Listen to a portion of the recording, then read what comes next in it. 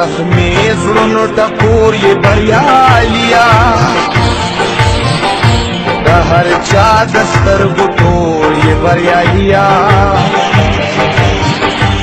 هغه نور دی چې به حق د غریبو خوري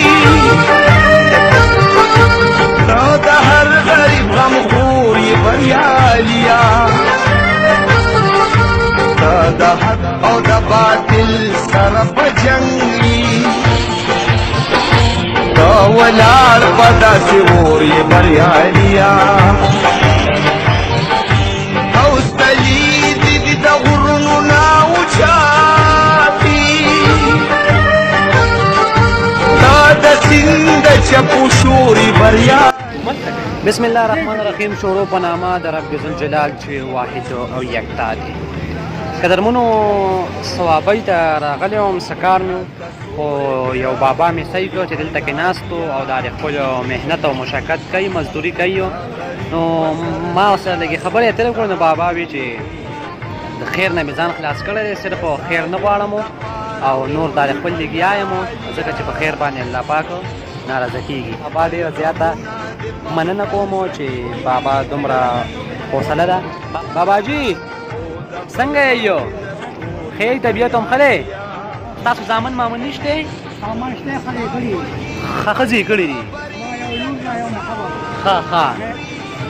نو ستاسو ته زامن وایي نه چې ته زمونږ چې کوم دی نو والد صاحب یې زمونږ مشر یې او دا کار او روزګار چې کوم دی نو خو لکه موږ خو بس کور کې ناست یې، دا وخت خو ستا د مزدورۍ نه دی، دا وخت خو ستا د کور کې دی ناستی دی. دا وخت چې کوم دی نو خو ستاسو لکه د دواګانو دی.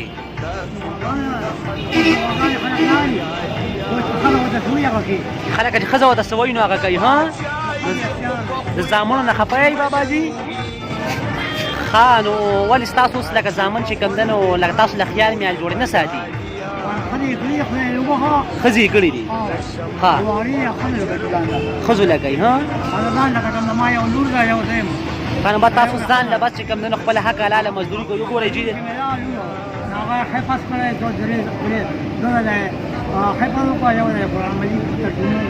ښه شکر الحمدلله.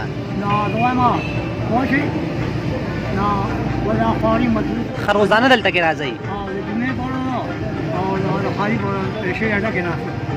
باباجي زه دلته کې لکه ډېر ګورم دا خیرماران ناست دي که نه، نو تاسو به هم خیر غوښته که نه که نه؟ په خیر باندې الله پاک ناراضه کېږي که نه؟ بله خبر خدای پاک ته خفه کېږي. جی ګرانو کتونکو، تاسو زموږ د سپینګري بابا ته وګورئ. ماشاءالله د بابا ډېره اوچته حوصله ده. تاسو په خپله باندې وکړه چې بابا دا د 2 پیسو مزدوري کوي او خپل ځان په دې عمر کې هم کړی زامن مې وایي چې کوم دی نو وایي نه راله چې کوم دی نو خدمت کوي. هغه خدمت خو یو سای ته که چې وایي زما وایي هغه تپوس هم نه علي. نو جی ګرانو کتونکو دا دی چې کوم دی نو دا د خپل چې کوم دی محنت مشقت کوي چې څوک هم دی سره د هغه مدد کولو خواهشمني. نو زما ټولو وروڼو ته خواست دی چې په دې سکرین چې تاسو ته کوم نمبر ښکاري نو په دې نمبر باندې تاسو کانټیکټ وساتئ. تاسو به ډېره زیاته مننه وي ځکه چې بابا دې سپین ږیری دی او په دې انوار کې او په دې سرو غرمو کې ناست دی.